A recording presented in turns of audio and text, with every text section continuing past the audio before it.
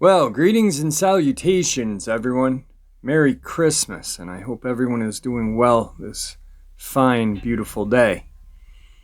Today I have a rather playful upload to share with you. Before we get into it, though, a couple links. As you know, I rely on Patreon, PayPal, and my merch to help the channel to continue to grow and go. The links to Patreon and PayPal are in the description below, as my merch is displayed directly under this video. Also, Dogman, Frightening Encounters, Volume 1, 2, and 3, the audiobook versions.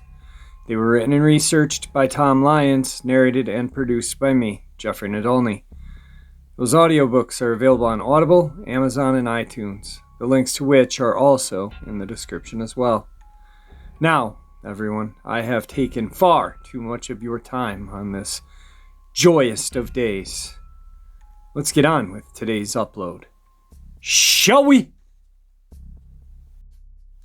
Well, like I said a couple days ago, I am working on an audiobook for all of the info I have on Victor, his hunts, and compiling just a bunch of information together.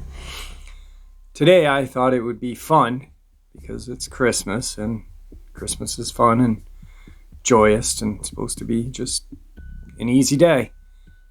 I figured we'd kind of relive some Q&A with Victor. Today's first question and answer. Where do these creatures normally sleep? Bigfoot spends time and builds himself a shelter to sleep in. Sometimes it's a daily task, but most times he will stay for a period of time depending on the game and the surrounding area. The Dogman will lie down anywhere he wants to, out in the open. Doesn't matter to the Dogman. He doesn't care to be covered. He will eat more than a werewolf, and will kill more game than a Bigfoot, but not eat as much as a Bigfoot will. The werewolf will find cover first thing he moves into an area, a place that is dark and dry. He will stay in this area as long as the food supply is easy to come by, and he feels safe, and he is never threatened. Why should there? There are very few things that are a danger to the werewolf. The next question and answer. How fast is each of the big three? Well, let's start with a Bigfoot. He can, on a good day, run at about 33 miles an hour. Next would be the Dogman. On a really good day, he can turn in a time of 42. And last, and our fastest runner, the werewolf, can do up to 48 miles an hour and not have to slow down for a mile or more. The next Q and A. How to behave if you encounter any of the big three. Well, this would be my best suggestion to you if you are not armed with a gun heavy enough to kill all three, would be to remain as still as possible and do not move, do not make eye contact unless it is already showing aggression towards you. Then you will need to use what you have for a weapon, or try and find a weapon. If you think it has not seen you, stay still, tuck your head, and watch the creature leave. If it has seen you and is not showing aggression towards you, stay still, and maybe it will lose interest in you and just walk away. And next question and answer. How do you know if there's any Dogman or werewolf or Bigfoot nearby? First thing to watch for is the silence that will come to your surroundings. Then pay attention to your wild game in the area. You will notice it start to disappear. Then farm animals will be killed and eaten. And finally, domestic animals, family's pets that are left outside at night, will start coming up missing. And after that, well, it's humans. And they will advance to that to survive and keep from starving. Next Q&A. How far does the cone of silence emanate from or around the big three? Most often it will not extend much over maybe 300 yards at most, but I have been in it for miles on end trying to get out of it and never walked out of it that day. Be inside of it all night, then the next day it will lift like a veil all at once and then be gone. Next Q&A. Do agents have regular psych checkups? Also, what about the suicide rate or prevention? We do have regular psych evaluations every 60 days, but I will say it does not help with what we see and what we dream about. It's just not me that has these dreams and nightmares and night sweats. All of us have them.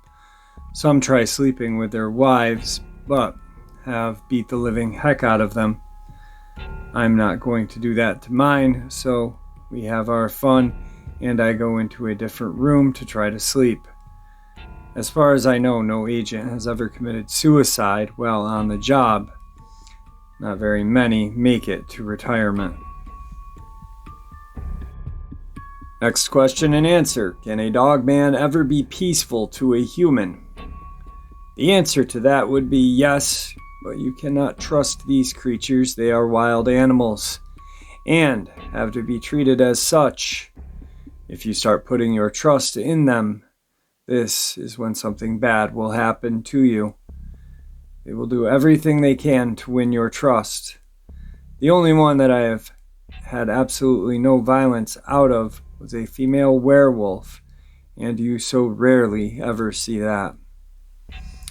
They stay hidden away from our sight. It's like they took to heart about their freedom, and there is not one recorded incident of a tagged female werewolf ever doing anything wrong. And I have 2 females save me in Wyoming. Next question and answer. Can they communicate telepathically? The answer here is yes and no. What I mean is, if you are facing down a Sasquatch or a Dogman, you can speak to them, and you can watch and listen to them, and they will somehow get their point across to you, if you give them time to do so. If you are speaking to a werewolf and give him time, he has the ability to speak back to you. But with all of them, it's going to depend on what happened at that very moment. Like with my first hunt, I tried to give the werewolf a way out of being killed. Or he could have lived and went back with me to Virginia, but he chose to die. Next question and answer. Will a 500 Win Mag work? Yes, that will work on either the Dogman or werewolf. Remember to put one in the head to make sure it is dead. I have never just left them lying with body shots. Do Dogman and werewolves go out of their way to scare people? They enjoy it. I want to say that they go out of their way to scare people, but it would be like a game to them more than a werewolf than a Dogman, as you don't see them as often as a Dogman. Are you the only unit that does this, and have we ever been requested by other countries to be loaned to them? This is a good question. The answer is yes. We are the only unit that deals with them as in the big 3. There are many other cryptids also, but as far as killing people, they don't. They may scare them, but harm them, no. We have been requested by 15 other countries, and we turn them down. I have spent 15 hours on a phone trying to talk them through what needs to be done, but it never works. I just usually listen to someone die on the other end. Next question and answer. Does the Dogman stick to the sides of the road? The answer to this question would be no. I have killed them 40 miles from the nearest road. They will travel where they want to travel. They are very nomadic. More so than the rest of the 3 I deal with. It's like they never stay in the place more than 3 or 4 days. Then they move along. but they can frequent an area more than one time and make huge circles and come back to that same area over and over again. Next question and answer. Is there a place called the zoo where they cross different creatures with different DNA species to make hybrids? I've been in this field for 35 years, and as far as I personally know to that answer is no. I know I have been to every facility that the government has as far as cryptids go, and been inside Area 51 and Area 7. Hope this helps. Next question and answer. I was wondering what your take on why these creatures seem to take pleasure in tormenting people by giving them the evil grin and waving at them. It's a scare tactic, and it works well for what they are trying to do. It gets your attention. Then it stays in your mind if they move out of your sight. They will use it as long as you allow. In other words, you will have to show them you don't fear the creature or its actions, and you are willing to stand your ground. Next question and answer. What is the most dangerous case you had in southern Ohio area? I know you said Bryan, Ohio is a hot spot, but I live in the southern part, so I'm just curious. I would guess it would be Waverly City or in the county. It was just outside of city limits anyway. I had an agent with me that had to relieve himself. Said he was going back about 40 feet. Be back in 4 minutes. After 7 or 8 minutes, I started looking over my shoulder and I could see him standing at the edge of the tree, so I thought he'd be okay. After about 15, I just glanced over and looked again. He had not moved. I thought he must have bladder issues. I was making a mental note to talk to him when this was over. I saw his right arm swing out and back down in an unnatural way, and now I turned my attention to him. I could still see he had his pack on his back, so I thought this was a good thing. I started making my way to him. As I got closer, I could hear something slurping and gnawing, and at this point I knew my agent was dead, and something was feeding on him. It was not the first agent I had lost, but this was a Marine. I changed my course and came behind the two. I found 2 dogmen feeding on him, 1 male, 1 female. I never gave them a chance because he didn't have a chance against them.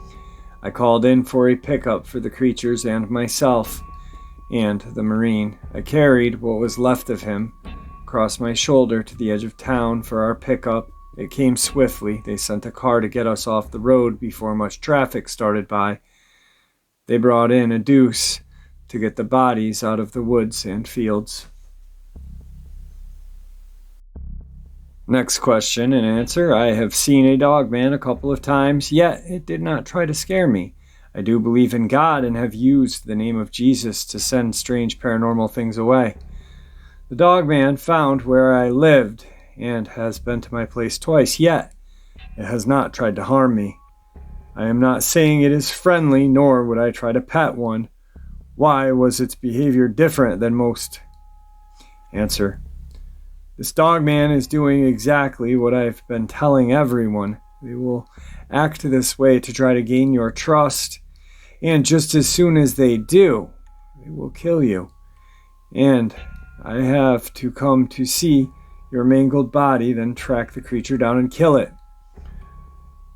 Does your husband also interact with it? Or is it just you alone? You have to cut off all interactions with this creature now, and if your husband has a gun next time it comes around, have him shoot a round off in the ground, letting it know you have access to a gun. Do you have a dog? Just a mutt dog. Best warning system around. Will not stand and fight, but will bark and alarm so you know something is wrong. Next question and answer. With Dogman and werewolves hunting, what do you think of the deer population dwindling, or is that not a concern? I'm still seeing more deer than ever, actually. They are plentiful everywhere. I'm going 2, in some places they are fewer, but also remember, they are nomadic. Also, and they may or may not stay in the radius given by biologists as what they think they will roam, as deer will travel to where food is as well.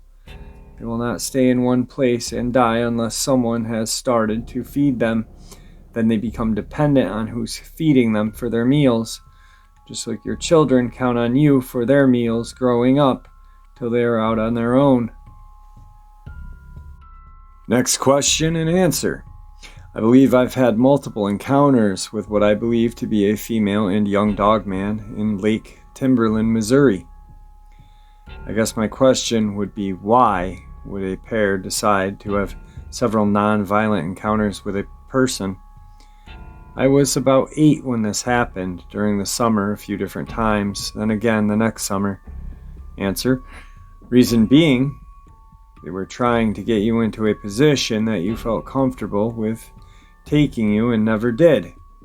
So being patient, having a good supply of food around, and no pressure from other dogmen in the area, they stuck it out and tried again the following year. But it sounds like you never got to a position where they felt safe enough to snatch you and go in for the kill. Or it could have been that the release from the breeding program was just enough to keep them at bay. Next question and answer. I'm just wondering, does the government look into larger supernatural hotspots or insane hauntings? Answer. Yes, I'm sure they do. It would be a different unit than mine. I would assume it has something to do with the paranormal. Next question and answer. I live in Paducah, Kentucky, close to the LBL, and sometimes go there to explore old abandoned buildings and homes at night. I know the LBL is huge. I wonder if the dogman/werewolves usually stay in the more isolated parts of the woods as opposed to the areas closer to the main roads. Please stay out of the LBL at night unless you are camping in groups and are in areas marked for camping. You are not safe within the confines of the LBL after dark, anywhere after dark. Please take my word seriously. Next Q&A.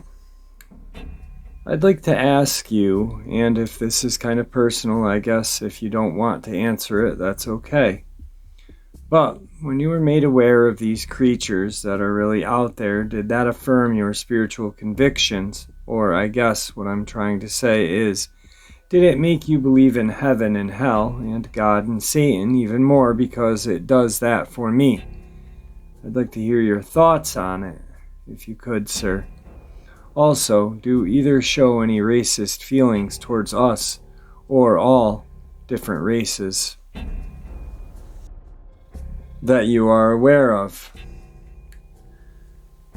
Answer. I was baptized home, both parents being of great faith. I was told of the Bible and what it meant, and yes, at an early age I was made to go to Sunday school followed by church. Then I am not sure when, but they just quit getting me up to go to church with them. They would return home and tell me about the church service. I could listen or walk away. I was about 8 years old at the time. My grandmother lived in our household till she was 104. She outlived both parents. And I had my aunt move into my parents' home to take care of her. That was a huge mistake on my part, but that's long ago and done now.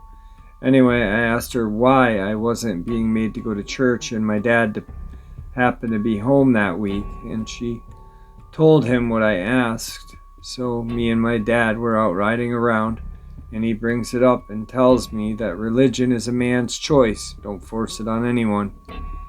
He and my mother had shown us kids what it was all about, and it would be up to us if we wanted to follow that path or try something else on our own. Nothing would be pushed on us. So he was going to have to go back to work on a Monday. Sunday rolls around, and I am up and dressed for church and sitting at the kitchen table long before anyone else had even got up. We all went to church together, and then his visits started getting fewer and fewer over the years, but like me now, we both attended the same church in Virginia. But as the years rolled on, the deeper I got into it, and by the age of 15, I turned my life over to him without a question, and that I would never question what he leads me into. So I prayed one night about the armed forces and which branch, and if his will would show me a sign. The next morning, there was a Marine recruiter beating down my mom and dad's front door, wanting to talk to me. I had no idea what field to go into and prayed again. And he said to make sure he knows how well you can shoot. So we were sitting and talking. He brings it up. I answer, and we go out back with the metal pig set up about 550 yards. I take my 7mm Remington Magnum freehand and shoot 4 times and hit 4 times. He was impressed. So he sets my MOS before I ever got intel. I can shoot. Teach me the rest. The rest is history. I did my years killing people, asking for forgiveness, and then getting involved in the CIA. But when I accepted Jesus as my Savior, I then knew that there was a heaven and hell, both are real, and we are all going to reside at one of the other eventually. I just pray that my good outweighs my bad when that day comes for me to go to the great white throne judgment seat. No, they are not racist unless they would be programmed for that, and I would not allow for it. Next question and answer. Can you tell us about the Reptilians? Basically, I know they show up at just about every presidential speech he makes, and sometimes they manifest themselves and sometimes they don't. They have to manifest themselves for us to take them down, even though we can tell who they are ahead of time, but before they leave, we escort them to a secured area, let them know that we know who they are and that they are never to return again and pull their press pass. Yes, in a secure area, they start to manifest themselves. We will take them out without any questions. I've never seen one in its true form. I've only seen pictures. I also seem to be far away when they manifest themselves to the public, as they do so often. Next question and answer. If you were to send a dogman or werewolf to kill someone, would it truly only kill the one assigned, or would it kill everyone else present? It should only kill the target given unless it thinks the others also need to be taken out. But if it follows orders, as they did in Vietnam, they would walk into a village, find their target, kill them, and leave by the same path they went in on. But that was a problem. They did not want to return to the handler at all. They would complete their mission and just leave on a different route, and we would never see them again. Next question and answer. You said in a previous upload that the big three are turning evil, like the Dogman turning a pack mentality. Are the concerns that newly released breeds will be influenced by the wild ones? Yes, that is some of my concern, that the Dogmen are returning to the wild side more so than the werewolf. I believe the Dogman is more easily persuaded to turn back into a pack mentality than that of a werewolf due to its lower IQ, and it's more of a fowler. Anyway, for less likely to lead, I would think. Most of our trouble comes from the wild ones on both sides, but if you were to add up the total kills, it would fall on a Dogman. Next question and answer. What exactly makes these things so efficient in war? Does it have to do with the psychological effect of fighting something that is not supposed to exist, or some other reason? By the way, you describe vampires. You make them seem like they don't kill people due to moral obligation. Can vampires be good people? And do they function in society like everyone else? And have you met one? The ones sent into the tunnels in Vietnam on average killed 273 Viet Cong enemy and were always excited in less than 45 minutes, and then they would fail to return to their handler. At this point, we would send in what was known as the tunnel rat to count the dead. So if one werewolf can be this destructive, what do you think the chances are for units of foot soldiers advancing facing these creatures? That is also part of it. What would you think if you saw that many of these creatures moving forward at you, and then they start running at you at over 40 miles an hour? Would that not take a psychological effect on you, being in a foreign country and seeing this for the first time, knowing you can't get back home safely? They don't kill their people and drink their blood. The modern-day vampire steals the blood from blood banks that keep whole blood. They don't suck it out of people's necks, as you see in movies. Yes, they function as everyday people, and yes, I have met one. He actually worked in the Pentagon, and we watched him for more than a few months before he went out and broke into a blood bank and was arrested for it. When his trial came around, he was sentenced to a psychological ward for the remainder of his life. Final question and answer for Christmas. Are the reptilians' body temperatures different than ours? If so, how many degrees higher or lower? How many of them show up at a presidential speech? And this is a regular occurrence. Do you know any DUMBs or facilities in Houston that were running back in the 80s? Yes and no. They regulate their body temperature by a process known as thermoregulation, which regulates their temperature around the clock, and they are experts at using this system. Their body temperature runs between 50 to 104 degrees. When it gets below 50, they have to find a place to warm up or a place to go dormant. Also, when their body temperature reaches 104, they must find shade and go dormant till it is able to go down. Perfect body temperature for one of these creatures is 86 degrees. Yes, they show up fairly often to the presidential speeches. I don't know why this is. They have never caused any problems in the press area ever, except for the eyes changing, and we pull them just as soon as this happens. Take them to a secure, soundproof room just in case they give us a hard time, and identify them and remove them forever. If we identify them and they have not shown a change, they all called aside, and all press papers are taken, and they are told never to return. We have had 3 in the past month that had to be escorted out during a press conference. 2 in the same night. Houston has had no underground facilities to my knowledge all the way back until 1985 I can speak of. Sorry, I couldn't help more on these questions. I just looked up and saw nothing for Houston all the way back to the 50s. Bonus question. What's the average lifespan for the big 3? Well, let's start with the Dogman. Its lifespan is somewhere between 65 years, and we are starting to experience some dying of natural causes now. Not many, but some of the numbers are not alarming, but happening. Then you have the werewolves. Their lifespan is about 80 years.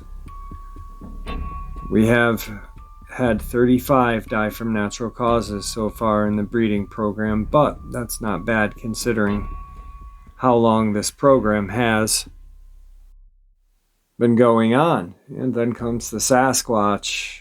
It is an estimate from people talking about having them around on farms for more than several decades. The number given is 100 years of age before they will decease. Alright guys, Merry Christmas. Just kind of a fun little upload for you, just to revisit some Q&A from Victor. I want to thank everybody for tuning in. I want to hope everyone is safe and had a joyous day. And with that, I want to bid you farewell. And please be kind to each other, not just today, but every day. And with that, may the Great Spirit watch over all of us and guide us on our path in life.